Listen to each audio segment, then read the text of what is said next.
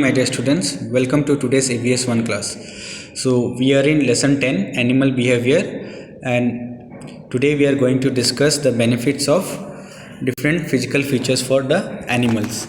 So today's learning outcome is at the end of today's class you will be able to describe the benefits of different physical features. So please try to remember these important words, because while explaining you may come across these words such as streamline, scales, trunk and furs. So before we start today's class, or before we start discussing about the physical features, how the physical features help different animals, let us have a quick recap of the things which we discussed in our last class. That we discussed about benefits of different animal behavior. So let's have a quick recap about those animal behaviors which help the animals to survive in their environment or habitat. So we discussed about how animals that live in groups are helpful for them, because when they live in group they are always protected from their enemies. Then it also helps them to find food. So you can see here animals such as elephants, deer, bison and horses, they all live in groups, and they share a common name, that is herd. So the common name given to the groups of this animal is what? Herds. Then we have groups of fish, then groups of birds. So they too live in group, and they are known, the birds are known by what? The group of birds are known by flock, and the group of fish is known as shoal. So in what way it is beneficial to them? How living groups in animals are helpful for the animals? Let us see.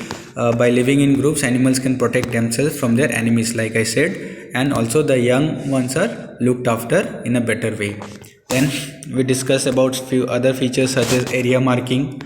So area marking is another behavior of animal that helps them to protect other animals to come in their area. Why? Because sometimes there may be shortage of food, so it is not possible to share the food with different animals. So these animals try to protect their areas by marking their area, marking their territory. So animals like dog and leopards, we generally see the dogs urinating on trees or wherever possible, because they want their area to be protected. So it is just a warning to other animals that this area belongs to me, so please don't come. Then we discussed about how certain animals migrate to other places in search of food, and also sometimes to survive themselves from cold climatic conditions. So some animals they go for hibernation as well, that is a long winter sleep, and some other animals they go for estivation, which is a long summer sleep. So these are some of the behaviors which we discussed in the last class. So let us discuss about the benefits of physical features to the animals. Now, benefits of different physical features. In animals like tigers and lions, the ears facing forward help to focus on their prey they hunt. The rabbit and deer have ears which can turn in different directions. This helps them to know the direction of their enemies. So animals such as lions and tiger, now you can see on the screen the ears of this animal tiger, it is facing forward. Now how does it help them? It helps them to concentrate on their prey. They can easily locate their prey, and thus it helps them to hunt their prey. On the other hand, animals such as rabbit and deer, they can move around their ears. And in what way it helps the deers and rabbits? Since they can move around their ears, they can easily locate their enemies. Now the enemies of rabbit or deer are generally what? It's tigers or lion. So as tigers have certain advantages when their ears face forward, the advantages of deer and rabbits are that they can protect themselves from these tigers. So these tigers hunt the deers with the help of their body features such as ears, which help them to hunt them. On the other hand, deers, their body feature or their ears help them to protect from these tigers. So it's whoever can use their body features well, and whoever can survive well, lives in the forest, and others they simply perish or they vanish, because either they are being eaten away by these tigers, or if tigers do not get food for long time, they will also they will left starving for the food, and finally they will become weak, and so they will also die. So to survive in the jungle, one has to die, and thus it helps the other to live in the jungle. Then we have the next features, that is hairs protect the animals from cold weather.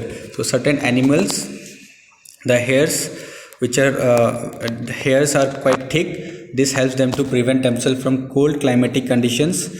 For example, if we see this polar bear, it has got thick hairs on its body, so this thick hair on its body help them to protect themselves in the cold climatic regions of polar regions, because we know how cold it is in the polar regions. Everywhere you will see snow all around, ice all around. So in such cold climatic conditions, the polar bear has these adaptations, like they have thick fur which help them to survive in that extreme cold climatic conditions.